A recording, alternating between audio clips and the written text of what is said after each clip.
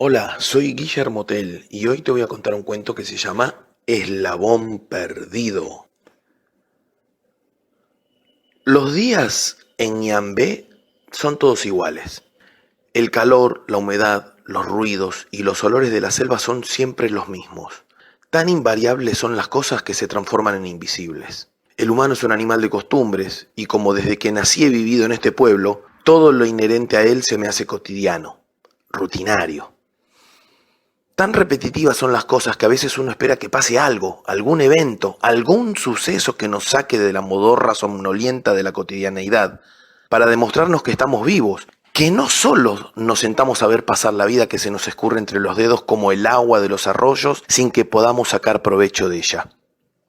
Este tipo de pensamientos van en contra de mi trabajo, ya que como efectivo de la policía de la provincia de Misiones, destacado en este pueblito, lo último que debería querer es que algo altere el orden público y la sana convivencia de los pobladores.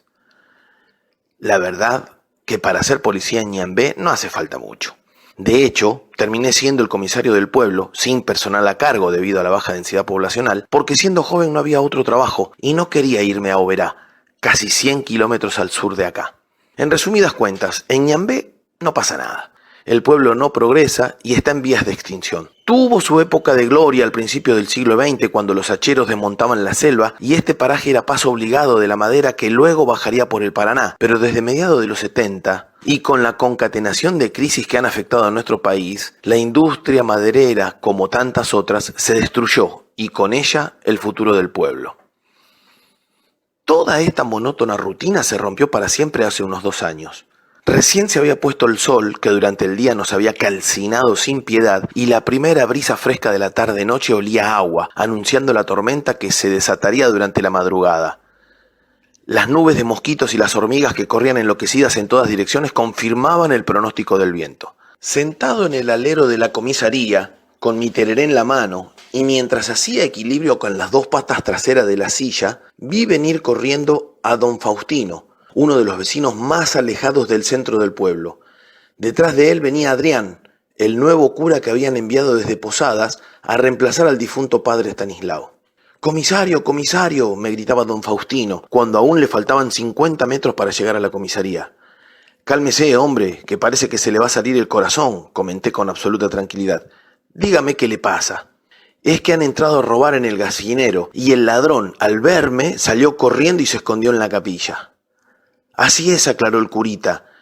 «Yo lo vi que entraba por la parte de atrás de la capilla.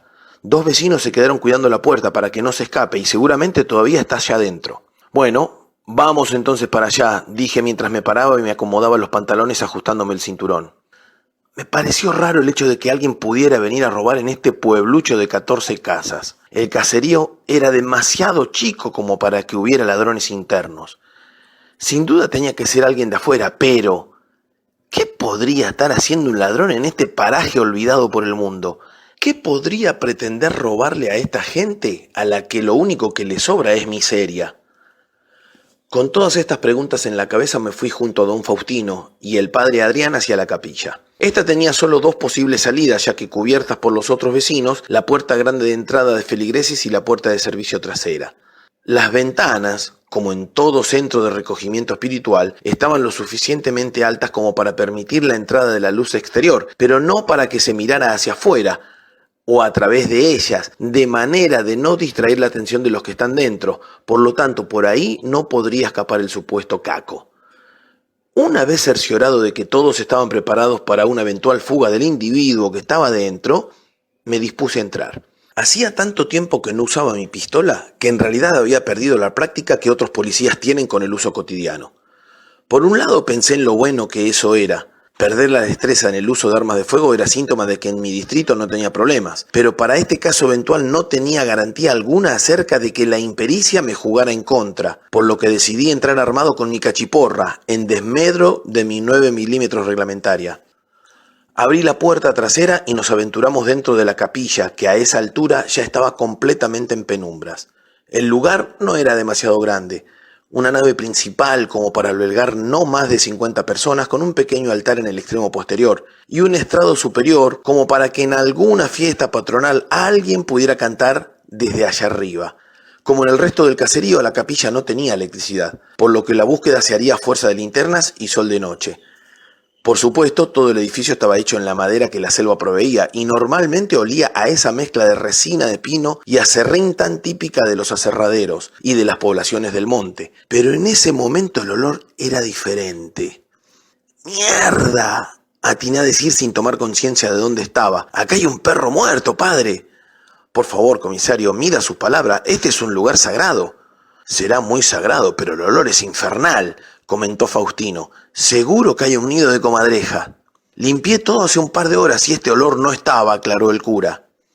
Inconscientemente iluminé su cara con mi linterna para ver la mentira en sus ojos. Ese lugar olía a décadas de mugre. Sin embargo, su rostro se mostraba totalmente inmutable. Les aseguro que este olor no estaba. Lo debe haber traído el ladrón, continuó justificando el cura. Entonces sigamos el rastro del olor, dije, intentando darle un corte al tema de la mugre de la capilla. No fue difícil rastrearlo. Era tan aberrante para nuestro olfato que parecía que podía verse el camino marcado en el aire. Subimos al estrado superior, cuya pequeñez nos simplificó el trabajo. No había nadie en ningún lado. Nos miramos entre los tres sin decir una palabra, y mientras lo apuntaba con la linterna, con un movimiento de la cabeza y de los ojos señalé el pequeño armario que estaba en el rincón. Manteniendo el silencio, los otros dos asintieron. Preparé mi cachiporra y mientras apuntaban los haces de luz a la puerta del armario, lo abrí de sopetón. Un olor ignominioso me pegó de lleno en los sentidos, aturdiéndome y haciéndome retroceder y perder el equilibrio.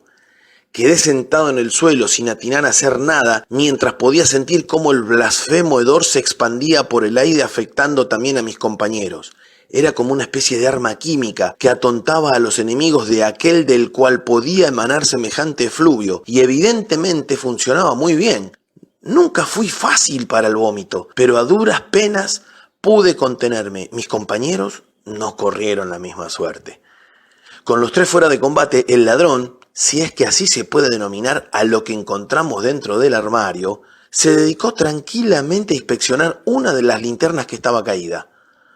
Un poco más repuesto, pero aún con los sentidos alterados y con la precaución de respirar por la boca, inspeccioné al individuo que seguía embelesado con la linterna. Lo primero que pensé fue hasta qué herético punto de dejadez puede llegar un humano para hacer abandono de su propia persona. ¿A qué nivel de descomposición moral puede llegar un individuo supuestamente racional para oler como olía a este hombre? ¿Hombre? Hoy, con el tiempo ya transcurrido, sigo sin entender claramente qué era eso. ¿Cuál es el límite para lo que llamamos humano? ¿Acaso no decimos a veces que algunos animales tienen comportamientos humanos? Y cuando decimos que una persona es inhumana, ¿a qué nos referimos? No podría definir ahora cuál es la clara línea divisoria donde termina lo animal y empieza lo humano, pero sí puedo decir que eso tenía cualidades de ambos mundos. El individuo, de alguna forma tengo que llamarlo, no medía más de 1,70 m. Su cuerpo era claramente antropomorfo y en términos generales guardaba las proporciones de una persona promedio. La única excepción eran los brazos, que se notaban claramente más grandes que lo habitual. Estaban totalmente desnudos y el vello de su cuerpo era más largo que el de una persona normal, dándole a todo el conjunto un aspecto simiesco. Tanteé en la oscuridad y encontré la cachiporra. Juntando fuerzas me levanté a duras penas y me dispuse a darle un golpe en la cabeza para dejarlo fuera de acción. En el instante último, y cuando mi brazo ya estaba bajando para asestar el cachiporrazo irrefrenable, su rostro, iluminado de lleno por la linterna que tenía en sus propias manos, se volvió hacia mí y pude ver en sus ojos la inconfundible expresión humana del miedo. Por alguna razón sentí lástima, como si lo que hice realmente no hubiera sido necesario. La cosa en realidad nunca nos había agredido físicamente. Sí, podemos entender que ese tufo asqueroso no es agresión física, pero la verdad es que yo también tenía miedo y actué instintivamente. Una vez en el piso y desmayado por el golpe, me dispuse a maniatarlo, mientras mis compañeros iban reponiendo del impacto olfativo inicial. ¿Qué carajo es eso?, preguntó el padre Adrián olvidándose de su investidura. No tengo idea, contesté raudamente. Ayúdenme a llevarlo al calabozo.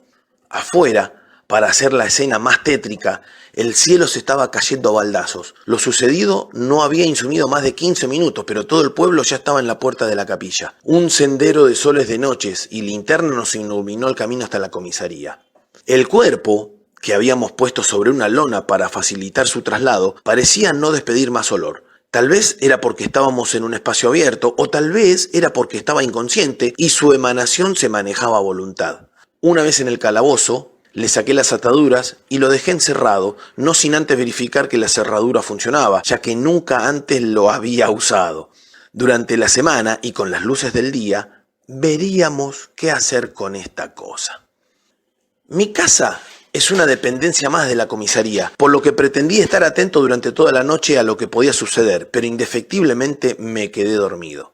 Era temprano aún cuando los gritos guturales me despertaron y mi primera percepción fue la del mismo olor que había sentido durante la noche anterior. Semidormido, temí que la cosa se hubiera escapado y estuviera dentro de mi casa.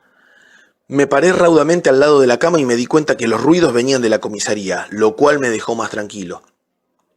Normalmente soy de sueño liviano y me despierto fácilmente, pero en esta oportunidad una modorra morbosa y persistente me mantenía en un estado de somnolencia. Salí al pasillo exterior del alero y el tradicional aroma de la selva por las mañanas estaba contaminado por el asqueroso vaho que emanaban las ropas de la noche anterior que estaban en el piso. Los ruidos, de una naturaleza indecible, me sacaron rápidamente del sopor. No había sido el único al que habían despertado, ya que algunos vecinos se estaban acercando a la comisaría para ver qué estaba pasando. Cualquier cosa fuera de la monotonía era bienvenida en el pueblo. Me vestí y esta vez sí me calcé la pistola en la cintura. Por el alboroto que se oía, la situación había cambiado drásticamente desde la noche anterior. Reconozco que entré a la comisaría con temor. Esos gritos inhumanos creo que hubieran asustado al más templado. Con la precaución de ponerme un broche en la nariz, recorrí el breve camino desde la puerta de entrada hasta el calabozo. No se veía desorden alguno. Todos los gritos y ruidos provenían de la pequeña celda. Mi tranquilidad al saber que no se había escapado se desvaneció al ver a la criatura a la luz del día. Los vecinos, que habían desobedecido mi recomendación de quedarse afuera, a ver el mismo cuadro que yo, salieron corriendo, asustados y descompuestos por el olor. El individuo, al verme cerca de su celda, pareció calmarse. En ese momento pude ver bien su rostro, que inevitablemente tenía algo de humano, pero que no alcanzaba. Pero sus ojos, al clavarse en los míos, me hicieron sentir que el ser era inteligente. Percibí en su mirada la perspicacia del que es claramente entendedor de la situación y tuve miedo. Ciertos animales feroces tienen la capacidad de percibir el miedo de su víctima. Yo no sé si esta cosa tenía o no esa habilidad, pero cuando más miedo tenía fue cuando intentó atacarme. Los barrotes lo detuvieron, pero el cagazo que me pegué no me lo saca nadie. La cosa tenía una fuerza enorme y los barrotes apenas podían contenerlo. Poseía algunos rasgos de humanos y otros definitivamente distintos. Su fétida boca mostraba unos enormes dientes marrones y unos increíblemente grandes colmillos que definitivamente no se correspondían con los de un cristiano. Me llamaron poderosamente la atención sus manos y sus pies. Las manos eran claramente humanas, con el pulgar oponible, pero también lo tenían sus pies, lo cual le daba una capacidad trepadora propia de los monos. Pero no podía hacerlo porque no tenía cola prensil, ni siquiera rasgos de ella. Los únicos simios sin cola son africanos y estamos bastante lejos de África. ¿Y si se hubiera escapado de un circo? Evidentemente tenían más dudas que certeza. Sin saber qué hacer, decidí salir a la calle y volver a respirar aire fresco. Es el Mbaijara Cagú, don comisario, me dijo uno de los vecinos más viejos. ¿El qué? Pregunté como queriendo ser cortés, pero sin prestar mucha atención. Es el dueño de la selva. Algunos ancianos también lo llaman Imaguaré. ¿Imaguaré? Significa antiguo, ¿verdad? Pregunté haciendo uso de mi escaso guaraní. Sí, don comisario. Según cuenta la leyenda, estos son los verdaderos dueños de la selva y estaban acá antes que los mismos guaraníes. Déjese de bobada, hombres. A lo sumo podrá ser un pobre tipo con alguna malformación o un mono grande, pero nada más. Como quiera, jefe. Pero estas cosas no aparecen porque sí. La naturaleza nos da señales y tenemos que saber interpretarlas. ¿Qué me quiere decir con todo esto? Pregunté ahora sí con claro interés. No sé, pero algo significa. Tal vez venga a reclamar lo que le pertenece. Hace 100 años que existe el pueblo y viene a reclamar ahora. Todo llega, jefe, todo llega. Dispersé la chusma y me quedé pensando mientras los gritos de la cosa parecían llenar la selva como si estuviera hablando con ella. Más allá de las creencias campesinas, no sabía qué hacer con el individuo. De más está decir que no era un preso común y aunque lo hubiera sido, no había en Ñambé ningún tipo de juez que estudiara su caso, por lo que decidí llamar por radio a Oberá para pedir una camioneta de traslado de presos. La radio era el único medio de contacto con el resto del mundo y obviamente funcionaba a baterías. El equipo de transmisión estaba en la comisaría, pero la antena estaba a unos 300 metros sobre las cuchillas que rodean al poblado y para llegar a ella había que atravesar la selva. A pesar de que los caminos de tierras estaban en muy mal estado debido a la lluvia de la noche anterior, al caer la tarde llegó una camioneta con 2 guardiacárceles, 2 tipos enormes con caras de malo, de esos que dan miedo de solo verlos. Aunque intenté pedirles que trataran bien al reo, debo reconocer que éste no hizo nada para colaborar. Al ver que iban a abrir el calabozo, intentó fugarse de manera casi infantil, como desconociendo la situación en la que se encontraba. Los 2 grandotes, acostumbrados a lidiar con toda clase de lacras, lo molieron a palos, sin mediar ningún tipo de comentarios entre el ver y el hacer. Finalmente, y ante el cortejo de todo el pueblo, la camioneta desapareció por el camino entre la selva. Con la ayuda de 2 mujeres y varios baldes de lavandina lavamos la comisaría para sacar el olor que parecía haber quedado impregnado en las paredes y me dispuse a recuperar todo el sueño perdido en la última noche. Me desperté como a las 10 de la mañana al escuchar voces en la comisaría. El día se presentaba como todos los días de Ñambé, pegajosamente caluroso. Salí al pasillo y escuché claramente la voz que me nombraba. Aunque sintética, la voz de la onda corta dejaba traslucir un dejo de ansiedad, como si hubiera estado esperando una respuesta desde hacía un buen rato. Ñambé puesto 1, Ñambé puesto 1, cambio. Sí, aquí Ñambé puesto 1. No dije cambio porque siempre me pareció muy tonto. Confirme por favor a qué hora va a salir el traslado, cambio. ¿Qué traslado?, pregunté perdiendo toda mi compostura radial. La camioneta salió ayer a la tarde. ¿El móvil con los 2 efectivos y un reo? Sí, el único que mandaron. Nunca llegó a Oberá, dijo el inmutable tipo de la radio. Verifique si tuvo problemas en el camino y confirme horario de llegada. Cambio. Entendido, cambio y fuera, dije dejando mi tontera de lado. Ensillé el alazán, me preparé una vianda, agarré mi escopeta y con cierto recelo respecto de la situación me dispuse a cruzar la selva en busca de la camioneta. Las huellas se veían claramente en el barro rojo, ya que casi nadie transita por ahí, pero se notaba que la marcha había sido dificultosa por la profundidad que tenían. Yo tampoco podía avanzar muy rápido porque el barro seguía siendo una pasta pegajosa que me obligaba a andar a tranco lento, vadeando los enormes pisaderos que se formaban. Hacia media tarde, y a unos 20 kilómetros del pueblo, pude ver en una curva el furgón de la camioneta metido de lleno entre la espesura de la maleza. La selva siempre está llena de ruidos, no existe el silencio, pero en ese momento me percaté de que no se oía nada, ni siquiera el ulular del viento entre las ramas. Nada. Muy atemorizado me apié sigilosamente, como intuyendo que alguien me miraba. Tenía la constante sensación de ser observado. Verifiqué los cartuchos en la escopeta y me acerqué a la camioneta. A unos 10 metros ya se podía sentir el olor de la cosa, ese olor que quedaría por siempre grabado en mi memoria olfativa. Dentro pude observar los cuerpos de los carceleros totalmente destrozados. No hacía falta ser un experto para darse cuenta que no habían muerto por el choque. De la cosa, ni noticias. Las puertas traseras de la camioneta habían sido forzadas desde afuera y el individuo se había escapado. Llegué al pueblo ya casi de noche y reporté inmediatamente lo sucedido.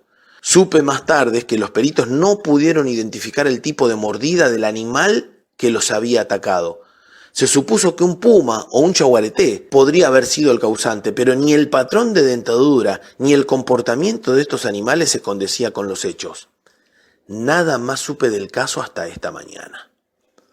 Sentado en el pasillo de la comisaría, lo primero que percibí fue la ausencia de ruidos en el entorno.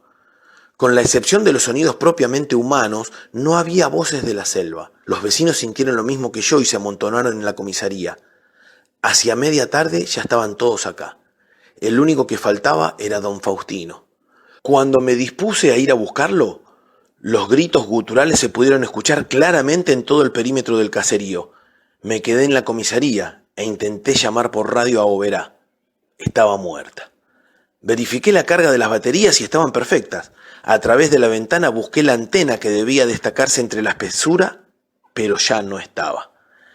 El pánico se adueñó de todos, inclusive de mí, que debería ser el encargado de velar por la seguridad del poblado.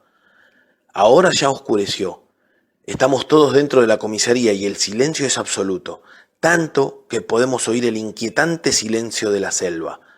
No se escuchan ya los gritos de esas cosas, pero ese asqueroso olor empezó a inundar la pequeña isla de luz que forman nuestras linternas y soles de noche. Los días en Ñambé ya no son todos iguales.